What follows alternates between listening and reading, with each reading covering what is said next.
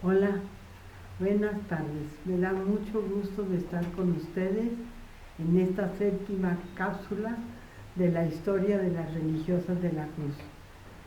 Más o menos el tiempo en que voy a hablar va a ser de 1970 a 1985.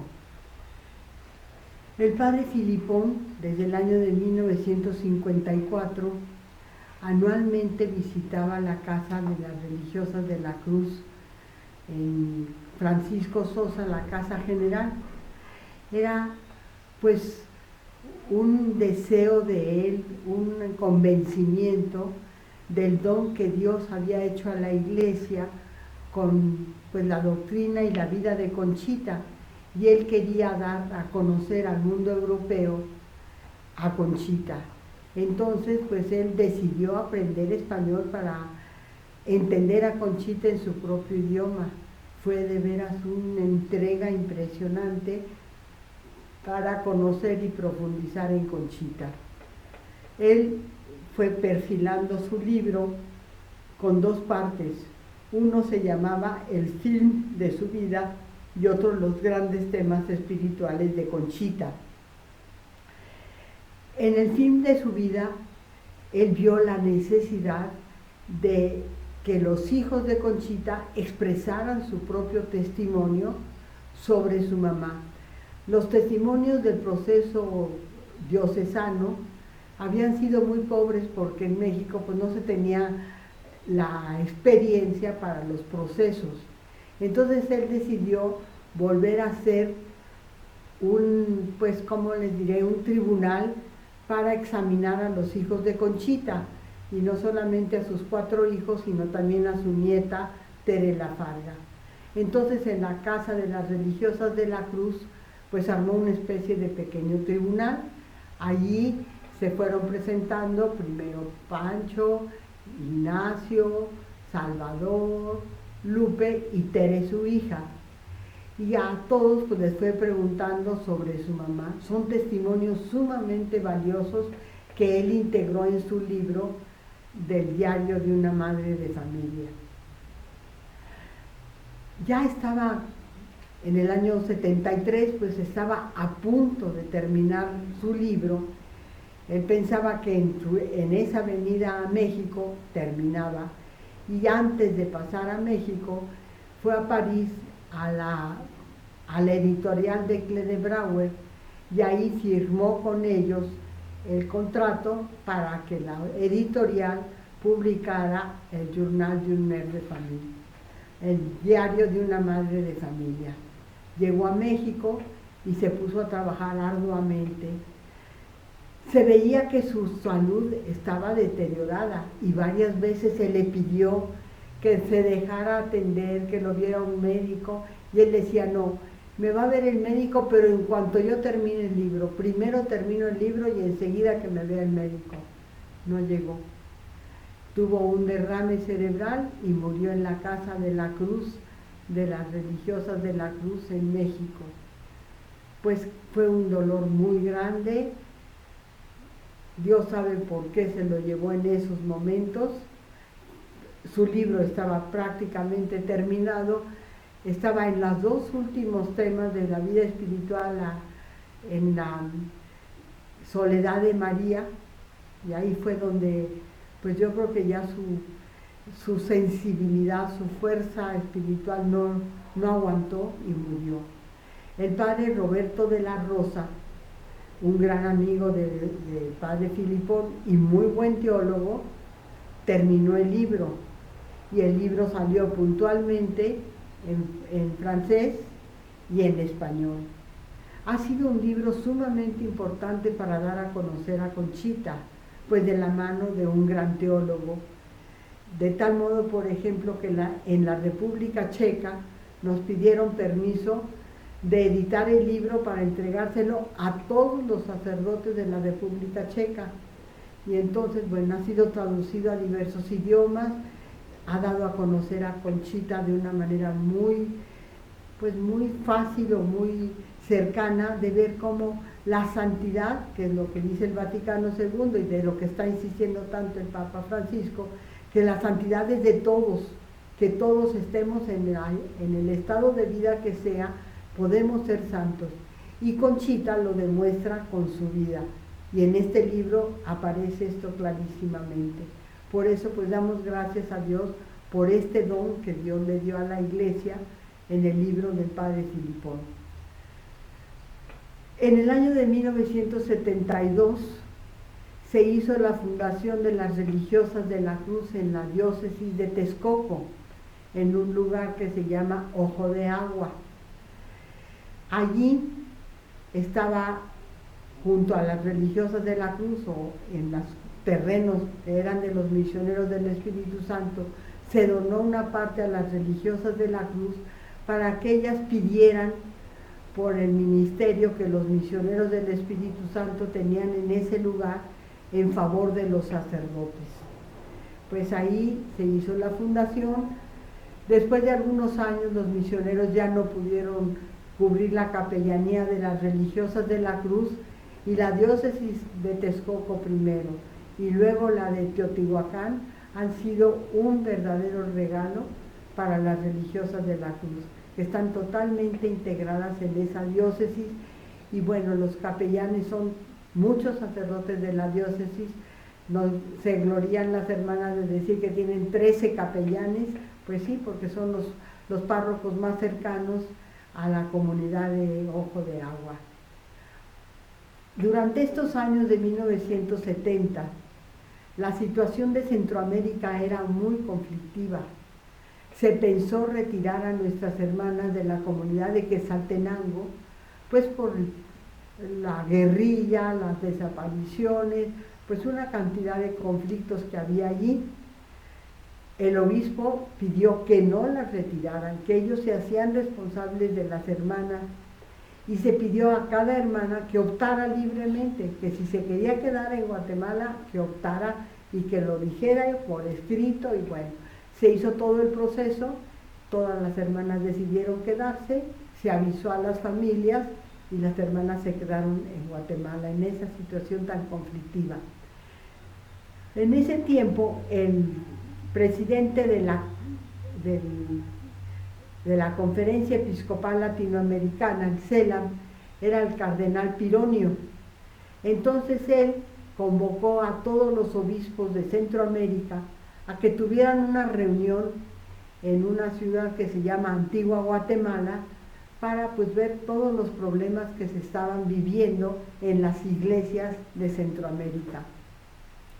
El obispo de Quetzaltenango, Monseñor Luis Manresa Formosa, de la Sociedad de Jesús, pidió a la Madre General que la comunidad de Quetzaltenango se dividiera, que una parte se quedara en Quetzaltenango y otra parte fuera Antigua Guatemala, para estar en adoración mientras los obispos estaban reunidos y para colaborar en la preparación de la liturgia y de todos los servicios necesarios para los obispos en esa reunión.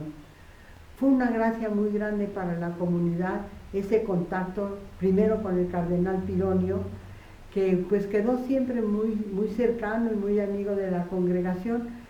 La reunión empezó la víspera del santo del señor Pironio, que es el 13 de octubre, y resulta que las hermanas, había una hermana que tocaba muy bien y cantaba muy bonito, la hermana Leticia,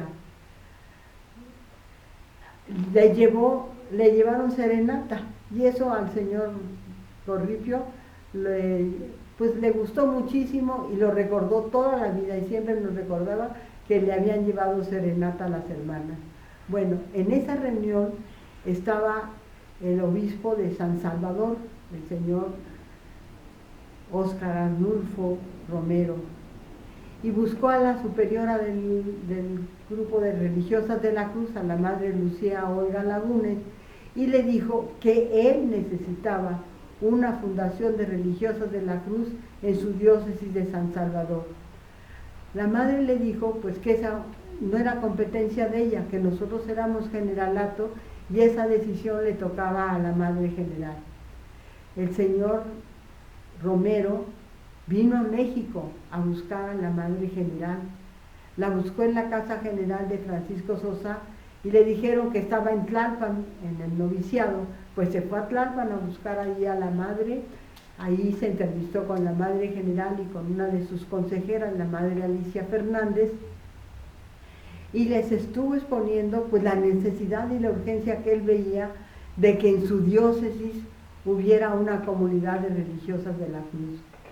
La madre le dijo que estaban dispuestísimas a hacer esa fundación, pero que en el capítulo general se había decidido no hacer fundaciones mientras duraba el proceso de ayornamiento que había pedido el Perfecte Caritatis.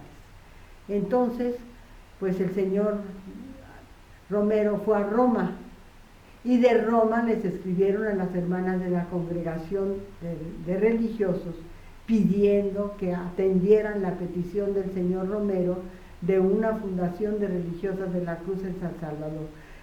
Se contestó a la Santa Sede exactamente lo mismo que al señor Romero, que estaban dispuestas las religiosas de la cruz a hacer esa fundación, pero en cuanto se quitara la restricción de no hacer fundaciones. Pues al poco tiempo asesinan al señor Romero, que estaba celebrando la Eucaristía el 24 de marzo de 1980, y aquella petición pues quedó en el aire. Al poco tiempo eligen superiora general a la madre Alicia Fernández en 1979, y uno de sus primeros actos de gobierno fue pedir a toda la congregación que hiciéramos fundaciones espirituales, que abarcáramos el mundo entero, cada comunidad se repartiera el mundo entre todas las comunidades, de modo que todos nos hiciéramos responsables de pedir por la salvación de toda la humanidad en cada lugar del mundo. Era una manera de responder a la petición del señor Romero, mientras llegó el momento de Dios, porque gracias a Dios, ya años después, lo diremos en otra cápsula, se logró la fundación de las religiosas de la cruz en San Salvador. También en esas épocas vamos a hablar de la Casa de Altavista. La Casa de Altavista, bueno, ustedes saben, ya lo dijimos en otra cápsula, que fue ocupada por Nacho y su familia y Conchita cuando el gobierno quitó la casa sacerdotal de los misioneros del Espíritu Santo. Y entonces Nacho, con toda su familia y Conchita, alquilaron una casa en San Ángel, en la calle de Altavista.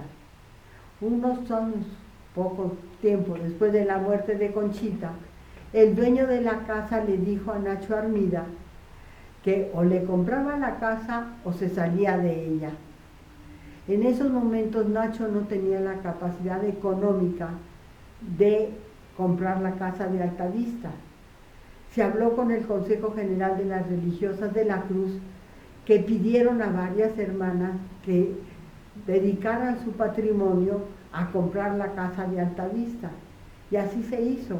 Se compró por parte de las religiosas de la cruz, pero tuvieron un convenio con Nacho Armida, que él viviría esa casa hasta su muerte. Y así sucedió. Él murió el 30 de junio de 1970, y entonces la casa pasó, a 1979, la casa pasó a las religiosas de la cruz. Las religiosas de la cruz pues valoraron mucho que por todo lo que Nacho había vivido allí en esa casa, y porque esa casa sabía que era de las religiosas de la cruz, no se tocó nada de cómo estaba la casa en tiempos de Conchita. Eso fue una bendición, porque así se conservó la casa reliquia, así como ahora actualmente la conocemos, y ya se estableció ahí muy bien un museo. De eso hablaremos en otro momento. Pero las religiosas de la cruz decidieron hacer un departamento para una comunidad cerca de la casa reliquia, sin tocar la casa reliquia.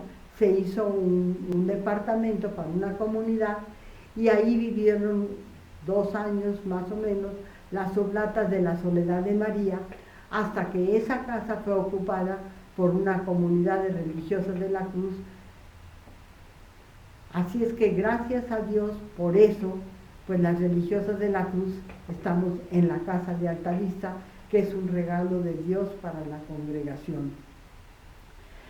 También en aquellos años se vio la conveniencia de suprimir la comunidad de Orizaba, que se había fundado en la época de la Madre María Octavia Rivero, y también de suprimir temporalmente la comunidad de Guadalajara, pues por varias situaciones, que estábamos en un lugar en el que nosotros no sabíamos vivir porque era una zona difícil, y bueno, total que se decidió retirar temporalmente la comunidad de Guadalajara y al mismo tiempo dejárselas a los salesianos que estaban buscando tener una comunidad, lograr un lugar donde pudieran juntar a sus estudiantes que estaban en pequeñas comunidades, y eso estaba haciendo muchos problemas en la formación de los estudiantes salesianos. Entonces, pues ellos ocuparon la casa de Guadalajara con la cosa de cuidar la presencia de Jesús hasta que se decidiera qué hacían las religiosas de la Cruz con eso. En el año de 1985, en el capítulo general, uno de los obispos auxiliares de Guadalajara habló por teléfono diciendo que suplicaba de parte del cardenal de Guadalajara que las religiosas de la Cruz regresaran a Guadalajara. Había un conflicto especialmente con un sacerdote en la zona donde estaba la comunidad, y querían que especialmente la comunidad regresara a orar por esa situación sacerdotal. Se vio la conveniencia y gracias a Dios la comunidad se restableció en Guadalajara y ha sido una bendición de Dios. La Madre Alicia Fernández, en su último viaje a Roma, habló en el vicariato de la vida consagrada con el vicario de la diócesis, que era Monseñor Salvatore Paisano, y le preguntó qué posibilidades habría de que las religiosas de la Cruz pudiéramos fundar en Roma. Le dijo un momentito y se fue a buscar unos papeles y regresó con la solicitud de la Madre María Octavia, que había solicitado una fundación de religiosas de la Cruz hacía muchísimos años, y le dijo que por supuesto que la diócesis de Roma estaba abierta a que si llegaban las religiosas de la Cruz, ahí podían establecerse. Bueno, ahora vamos a seguir un poco la historia del proceso de Conchita, cómo iba el proceso de beatificación. En la congregación de santos, pues bueno, llegaban todos los distintos estudios que se habían hecho sobre Conchita, el primer proceso, etcétera, y se pidió al postulador de la causa que se estudiaran más de fondo 3 aspectos de la vida de Conchita: su vida de familia, su vida de relación con las obras de la Cruz, especialmente con las religiosas de la Cruz, y su vida mística. Entonces se hizo un equipo para contestar esas 3 cuestiones que estaba pidiendo la congregación de santos. Se decidió hacer un panorama, pues así como existencial, histórico existencial de Conchita, basados en un texto de Conchita que es muy iluminador, que dice que ella lleva 3 vidas, a cual más fuertes, ¿verdad? La vida de familia con sus multiplicadas penas, es decir, la vida de madre, la vida de las obras que siente que a veces la aplastan, y la vida espiritual que ella siente que es la más fuerte de todas, en la que solo Dios la puede sostener. Entonces, basados en ese texto, se hizo un vaciado de toda la vida de Conchita, es decir, desde su cuenta de conciencia se vació en esas 3 columnas: su vida de familia, su vida de las obras de la Cruz y su vida espiritual. Claro, en ese panorama se ve muy claro, por ejemplo, respecto a los deberes de estado de Conchita. Los deberes de estado de Conchita, cuando es una joven madre y esposa, pues son muy distintos de cuando es una viuda que está manteniendo y formando a sus hijos, o cuando ya tiene el nido vacío y ya deja, como dice, he quitado 10 camas contando la de mi marido y estoy sola. Entonces podía irse muy bien un mes de ejercicios espirituales a Morelia, donde el señor Martínez la guiaba en sus ejercicios espirituales. Se mandó ese estudio a Roma y lo valoraron mucho y dijeron que era una buena perspectiva que hacía entender mejor a Conchita y las distintas etapas de su vida y eso. Pero pidieron que se hiciera otro proceso apostólico para enriquecer más toda la documentación que ya existía de Conchita. Entonces, en el año de 1984 se hizo otro proceso apostólico en México y luego pues ya se clausuró en la Basílica de Guadalupe y se mandó a Roma para realizar la posición. Ya en la siguiente cápsula hablaremos de la posición. Agradezco mucho la atención y les agradezco pues que tengan este interés por seguir la historia de las religiosas de la cruz. Muchas gracias.